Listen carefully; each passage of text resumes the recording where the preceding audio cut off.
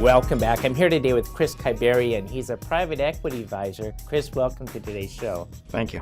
So, Chris, for the listeners, can you give your background and what brought you to where you are today? And let's start from the college years. Your aspirations to move in the direction that you did into private equity. Sure. Well, I took a year abroad in Argentina in 1990. And discovered a country that was in total economic chaos. So when I came back, I decided I want to study economics, study business, and that's what led me into technology investment banking, which led me to businesses. And so I see myself as a business builder, and I love building businesses. Information, software, internet, it really doesn't matter. I just like the challenge of orchestrating growth, building products. And so I've been fortunate to have a lot of opportunities to run very different businesses. And so when you started your first job, though, a lot of people they come out of school, they got their degree, and they're just like, oh, what am I going to do now? And what is that time when you had that degree, say, I'm just going to build businesses, or did this evolve from the first jobs? It was a funny evolution because I was actually waiting for my security clearance for the Foreign Service because I loved international travel and languages. And my student loans started coming due, and I just needed a job. And so the only job I could get was with a technology investment banking firm in Boston. And I started, doing your typical, 7-day-a-week, 80-hour work week, type of, job, helping with IPOs, follow-ons, private placements, and probably learned more in 2 years doing that than I did in 10 years after. And so when you're starting with you start with IPOs. That's kind of unique. Yeah. From the standpoint, what position were you in? Were you an analyst? I was an analyst. Okay. And so I'd run the numbers, crunch the numbers, do the research, help create the marketing documents, and really kind of understand how an offering takes place, how are investors assembled, how is a book of business of institutional investors, retail investors assembled, and really how do you tell a story? How do you really explain the merits and attraction of a business and a market in a way that is so compelling you just sort of dig in your pocket and put millions to work? It's interesting when you're looking at companies, would you consider yourself more on the process side of implementing processes or the marketing? I'm a growth guy. I'm all about growth. And what really excites me is how you stimulate growth and the orchestration of that from the roots up, from the product, from the marketing, from the channel, from the positioning, from the brand. It's to me what makes a lot of business really exciting. I don't mind the process because you really need good process to be able to drive growth, but I'm more of a growth guy. When looking at growth and moving into that, how important is it to get everybody on the same page? It's vitally important, and it's one of the things that I find most challenging, especially in the early part of my career, because I'd see great opportunities and want to run at them, and oftentimes felt frustration. Well, why isn't everyone running at the same pace? Why aren't we all so excited about doing this? And then you realize, in big organizations of thousands of people, you've got all sorts of different personalities and things you got to deal with in order to get people motivated. But I find if you can express your strategy and vision with a clear purpose and a passion, you can excite the masses to really drive a business forward. Chris, part of your experience not only is within this country, but also you've served abroad. And how do other cultures play into that issue? Yeah, well, after my 2 years in investment banking, I went, of all places, to the former Soviet Union and built something called the Eurasia Small Business Loan Program, which was actually a micro lending program for former Soviet republics, and I was all of 25. I didn't necessarily know the language, I didn't know the culture. It was really hard to do what we were doing, which is basically collateralized lending for a tomato paste cannery, a bakery, in a foreign environment. That's culture shock. And ultimately, one of the things you realize is, business is business. At the end of the day, it's still, money in, money out. And so you can find a common ground, but the cultural gap between a former Soviet bank leader and a 25-year-old former investment banking analyst was about as wide as you could get. But it was a good learning experience to figure out how you bridge cultures. Chris, I'm running against the break time now. I'm visiting here today with Chris Kabarian. He's a private equity advisor, and we'll be right back after these messages. I love fishing, with my family. I think it would be easier to use a net. It was so much fun. The times when we are together, it makes it all the more worth it. Having Dad teach them how to cast a fly rod, and as long as we're doing stuff together, we're having fun. Some people see a father and a son fishing together, while others see a succession plan.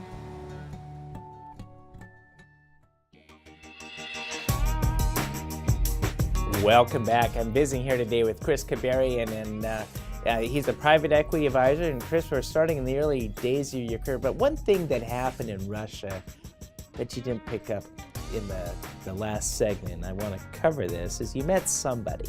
Yeah, met my wife.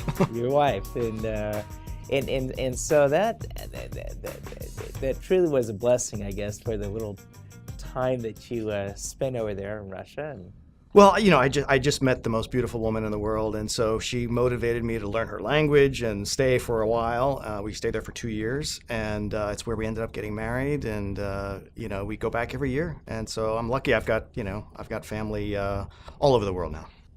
so, and with that said, you also have a lot of experience, not limited to the U.S., but you're very cosmopolitan, working in several different countries and cultures. And I want to spend a little bit of time, though, on one of your more recent ventures. You actually exited the corporate world in private equity, did a little bit of philanthropy. Can you tell us about the organization? Yeah.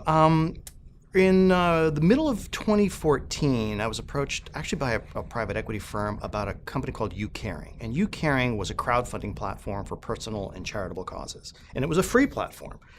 And what they wanted to do is build it and expand it, but they only had one employee. So literally, it would be like doing a startup, which I thought, was very different from my last job, where I had about 4,000 people in 26 countries, building, software and services for intellectual property and scientific research.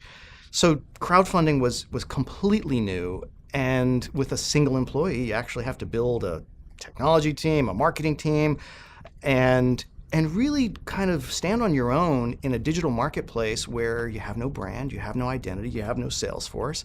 But what you have is a very powerful tool for how people raise money to deal with medical expenses or funeral expenses or to fund educational expenses. It's an interesting way for how people fundraise in the 21st century.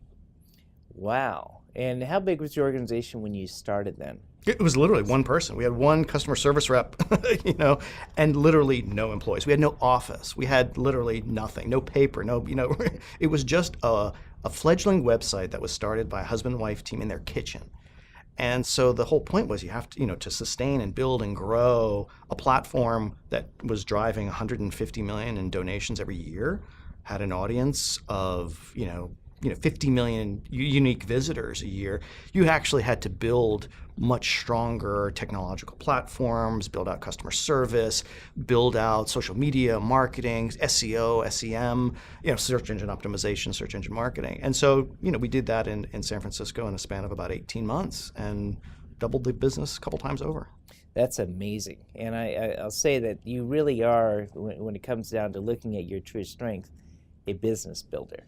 Well, that's the funny thing. I thought, it's going to be so different moving from a billion-dollar business to essentially a startup. But the reality is the thought process is the same. It's fundamentally, what should I be doing right now to drive the growth and success of this business? It's this constant mental prioritization and reprioritization about what needs to happen right now. And sometimes what needs to happen right now in a startup is assembling the furniture for the 5 employees that are about to walk in the door, in a couple hours. But ultimately, it's the same thing. Building is building is building. In the experience with you, Karen, do you have any good stories or success stories that have come about as a result of working in that space? Well, every day there are thousands of stories about people, right? And it could be, hey, my aunt, who I love, who raised me, just got diagnosed with cancer. There's been a shooting someplace. What's amazing is how people rally around a picture a message. I mean, it's not a lot of detail that people provide about what's occurred in their life, but it's human drama played out really on your mobile phone, because most of what happens in crowdfunding happens on a mobile device. So of those 50 million people, 75% are women on a mobile device. It's a really interesting dynamic about who's driving these social media phenomena on the internet. And at the end of the day, people give millions of dollars to people they don't even know necessarily. But what social media does is it connects people, starting from friends, from family, your former colleagues, your neighbors. And then you realize you actually do have a massive social network that's much more easily connected via Facebook or Instagram. So you create a fundraiser, you share it with your 20, 50, 100 friends. They share it, and all of a sudden it's getting hundreds of views, thousands of donations in a matter of days. It's an amazing phenomenon that's occurring. I'm visiting here today with Chris Kabarian. He's a private equity advisor, and we've been talking about your recent experience with U-Caring. Chris, I need to take a quick break, and we'll be right back after these messages.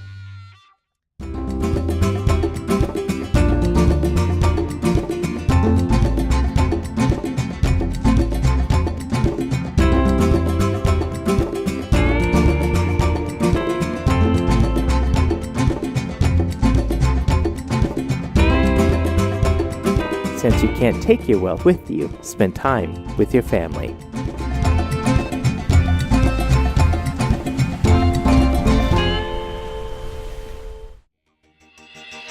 Welcome back. I've been visiting here today with Chris Kabarian. He's a private equity advisor and also spent a recent experience in a social media project called U-Caring. It's crowdfunding for charitable causes. And as I listened to you, Chris, what came to mind is one of my former guests, and your background for the listeners, you have some heritage from Armenia. Mm-hmm.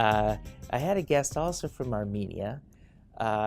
His name was Armin Bajirkli, and he started what was called the Experience Project in social media and grew that to 500 million individuals within. He was 26 years old, and I thought, there must be something within the culture that gives this inert drive to build and to grow and to connect. And I'm very impressed with what you've been able to do so far in your career, that you're really a builder of businesses.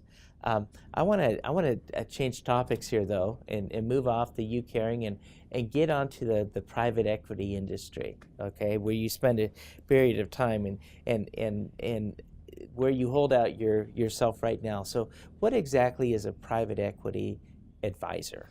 Well, I've spent a lot of my career building very different kinds of businesses. And at the end of the day, when I was at Thomson Reuters, for example, I led a new business almost every 2 years. And what that means is you kind of get parachuted into a new situation, a new business, a new challenge very regularly. So you really have to adapt and figure out what's the strategy, what's the path for going forward. And what a private equity advisor does is help advise on what to buy, how to structure an asset so that you can build it, grow it, create value in a very short period of time, and then sell it to either another strategic buyer or another private equity buyer. But the whole point is you got to make things better. You have to create value, profit, growth, get the cost structure in line in a relatively short period of time. So I think most of my career has been, leading to this point where you've got a capital partner. Private equity is essentially a capital partner, and what they oftentimes need is management. And so if you've got the management and the capital, you can take businesses that have oftentimes lost their way, lost their passion, lost their purpose, and really turn them into stellar performers.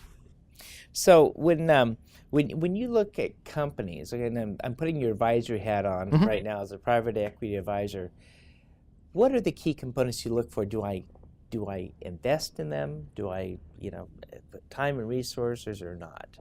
Well, every business has a unique set of challenges, whether it's the competitive environment, but there's a reason a business has lost its way. And so oftentimes it's intensifying competition, or it's a bloated cost structure, or it's poor asset allocation. I mean, I was looking at one business recently that put a ton of money into infrastructure that was probably not necessary, but they took it out of product. And when you take money out of product, there's less for the sales force to sell, there's less for customers to buy, there's less pricing power, and then it starts to create a little bit of a decline and a decay. Very easy to turn around, but the point is it doesn't take long for a business to lose its way once it gets that asset allocation or that cost structure out of kilter with what the market and the customers demand.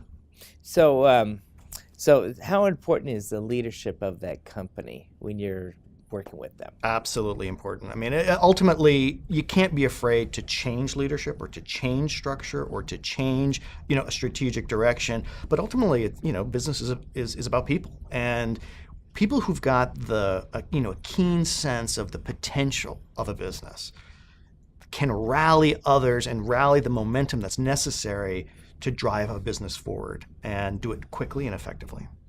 I want to talk about a word that often I hear that, that driving entrepreneurs have within them, and that is that of persistence to push through adversity.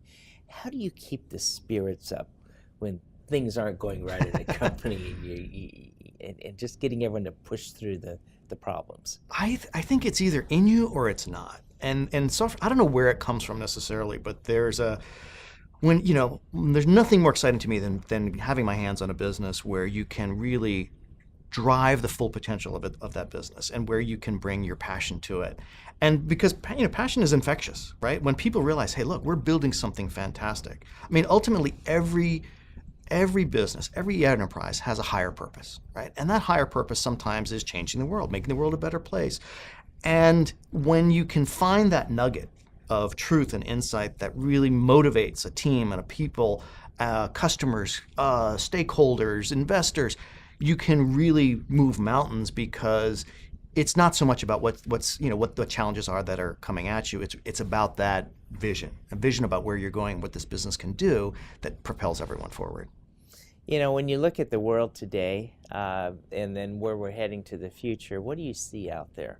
And let's go back to staying with the private equity industry. Yeah, one of the things I'm seeing, I mean, I came from business to business, but I also just worked recently in business to consumer. And one of the things I'm seeing is a convergence in business models where, every individual uses a smartphone to some degree, and what their expectations are about how they're communicated to and what they expect in terms of product performance is converging to a point where, business to business models are converging with business to consumer, in the sense that, everyone expects an effective social media presence. Everyone expects to be communicated to in a very timely and efficient manner. Everyone expects real speed in terms of searchability, a good visual design experience in even some of the most arcane products. And I think there's a kind of a higher standard that the consumer markets have brought to the B2B world. I think you just described Pokemon Go. Yeah. Yeah. And isn't that ironic how quickly something like that, the mindset just took off like wildfire? I think you're absolutely right. I mean, the ability to communicate and engage a global audience is so much more prevalent now. You can do that. You can do that in a very powerful and effective way with design concepts and that are motivating across cultures, right? I mean, it's a unique phenomenon when people all over the world are literally chasing these objects, but the reality is it's what you can do now in a way that you just simply couldn't do even 10, 20 years ago. So visiting here today with Chris Kabarian. He's a private equity advisor, and Chris, I have a lot of listeners or startup companies and trying to get to the next level. If a person wants to contact you and have you come in and help with their company, how would they do so? Well, I'm on LinkedIn. Probably the best place to reach out to me is on LinkedIn. And so Chris Kabarian. And I get a lot of inquiries, a fair bit to advise in companies and to invest, and I love it. Chris, thanks for being on today's show.